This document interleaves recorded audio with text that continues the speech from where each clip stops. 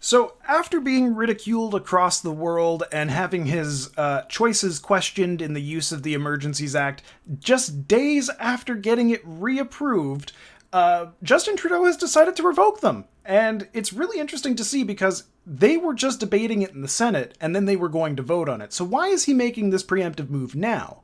Well, the main idea is it's probably not going to get passed in the Senate, and there's a lot of liberals that don't really see this as the emergency that he thinks he sees it as.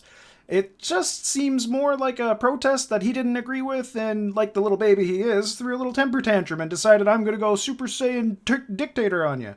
So, why now? Well, if it goes to the Senate and they decide to vote no on it, the headlines would read, they say no to Trudeau, right? So, would that be a good thing for him to have? Probably not. He's already been ridiculed so much by everybody else in the world that I don't think he could handle too much more.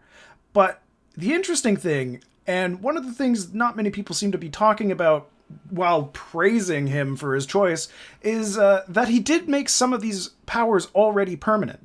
The financial side of things, the powers he gave to FinTrack for tracing, or not tracing, but for watching crypto and for watching sites like GoFundMe and other crowdfunding sites. He gave them the powers to be able to sift through them and freeze accounts on a whim as long as it seems like they may be doing something deemed illegal. And when these powers are, of course, in play, a lot of things that should be legal are deemed illegal by him. So why don't we take a look at what he said today, and then we'll just kind of process it. We'll just see how we feel about the words he's saying. So this is tweeted out by Rebel News. You can kind of see it in the corner. It's just the way I zoom in my screen. It's just so you can't see my location and shit like that because it's in my toolbar. Anyway, here we go. Let's take a look and see what he has to say. Today, after careful consideration, we're ready to confirm that the situation is no longer an emergency. I just want to add, it never was an emergency. There was no reason for it to be an emergency. I mean, can you name one reason? Not really. Therefore, the federal government will be ending the use of the Emergencies Act. The powers that they shouldn't have had in the first place, by the way. They're ending something they should have never had. We are confident that existing laws and bylaws are now sufficient to keep people safe. They were in the first place. Of course, we'll continue to be there to support provincial and local authorities if and when needed. And I want to reassure Canadians, law enforcement agencies are prepared to deal with anyone engaging in unlawful or dangerous activities. Police officers will continue to be there to protect our streets and neighborhoods within their jurisdictions. So the interesting thing about this is the last time he reassured Canadians, sorry, there is a leaf blower outside, so you're going to have to just deal with it. The last time he reassured Canadians, we ended up in a situation where he ended up with absolute powers. So I'm not really too sure how to take the whole, I reassure you, Canada, we got this. No, you never had it in the first place. A few screws loose in that brain of his. But now the question becomes, since the Emergencies Act is done with, what is going to happen to the leads or the organizers of the convoy protest? They've already been unfairly tried as is. They should be given another retrial with a judge that isn't a friend of Trudeau's. Just give them a fair trial, an actually fair one.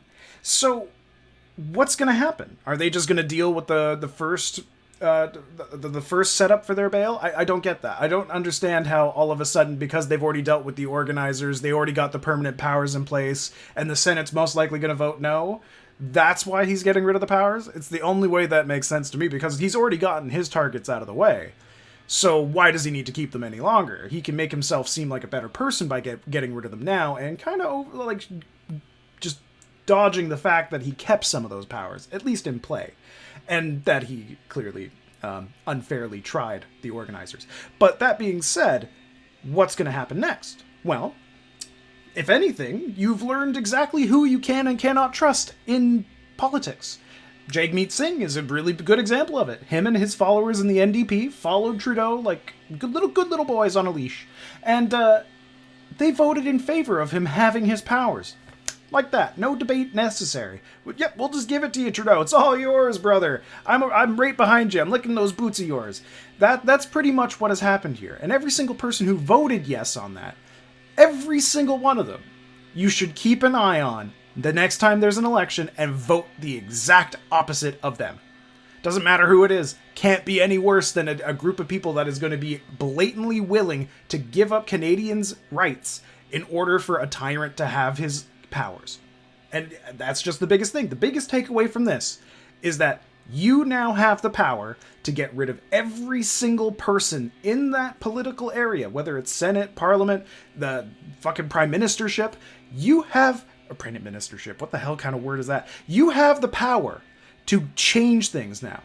Even in Trudeau's own words, you have every right to disagree with him, agree with him, argue with him, fight against him, but you don't have any right to harass citizens, but you do have the ability to vote.